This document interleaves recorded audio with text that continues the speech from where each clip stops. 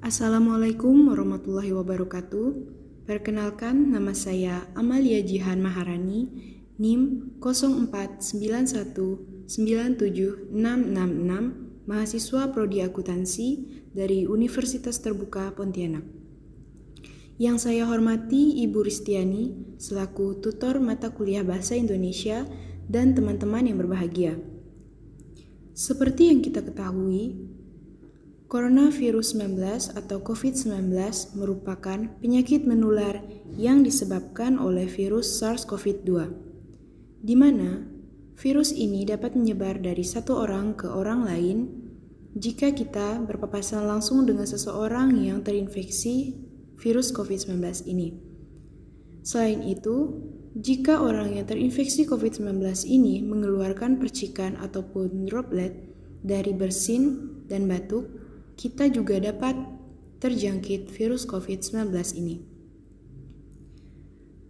Kasus COVID-19 ini pertama kali terkonfirmasi ada di Indonesia pada tanggal 2 Maret 2020 lalu, di mana ada 2 warga negara Indonesia yang positif terpapar COVID-19, yaitu perempuan 31 tahun dan seorang ibu 64 tahun.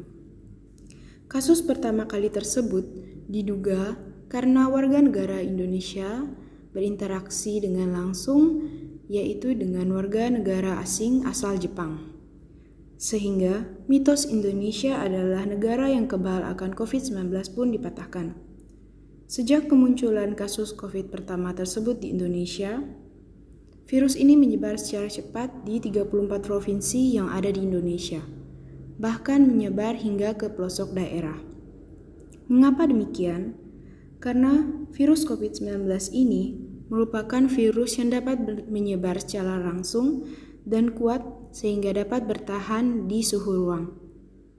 Dengan masa penyebarannya yaitu selama 1-14 hari atau bahkan 3 hari untuk waktu yang lebih cepat dari masa terinfeksi ataupun terpapar COVID-19. Gejala COVID-19 sendiri terbagi menjadi 2, yaitu gejala umum dan gejala tidak umum. Gejala umum sendiri dapat kita lihat dan kita ketahui dengan ciri-ciri seperti mengalami demam tinggi, batuk kering, mudah lelah, kehilangan indera penciuman dan indera perasa, dan sesak pada organ pernafasan. Sedangkan gejala tidak umum dengan ciri-ciri sebagai berikut: sakit kepala, sakit tenggorokan, badan terasa nyeri berlebihan, ruam dan muncul bercak-bercak merah di badan, mata merah seperti iritasi. Dengan banyaknya kasus yang terpapar COVID-19, menunjukkan bahwa kita perlu serius dalam melakukan upaya pencegahan penyebaran COVID-19 ini.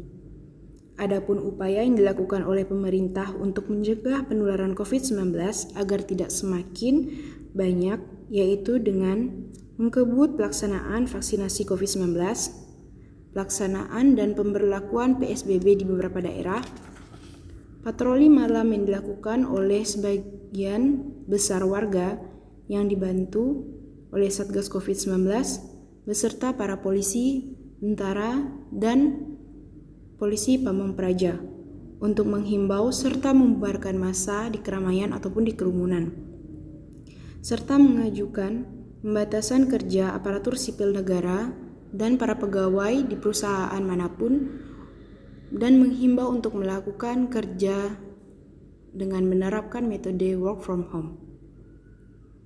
Sedangkan upaya yang dapat kita lakukan untuk mencegah penyebaran COVID-19 seperti menjaga jarak dan menghindari kerumunan, menjaga kebersihan diri dan menjaga kebersihan lingkungan sekitar, rajin berolahraga, menggunakan masker ketika berpergian, rajin mencuci tangan dengan sabun dan air bersih yang mengalir, serta mengonsumsi vitamin dan mengonsumsi makanan yang bergizi.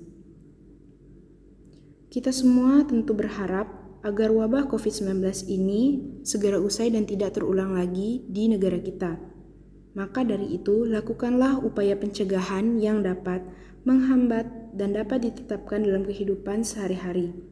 Demikian yang dapat saya sampaikan. Apabila ada salah dalam penuturan, dan penyampaian mohon dimaafkan. Semoga apa yang saya sampaikan kali ini dapat bermanfaat bagi kita semua.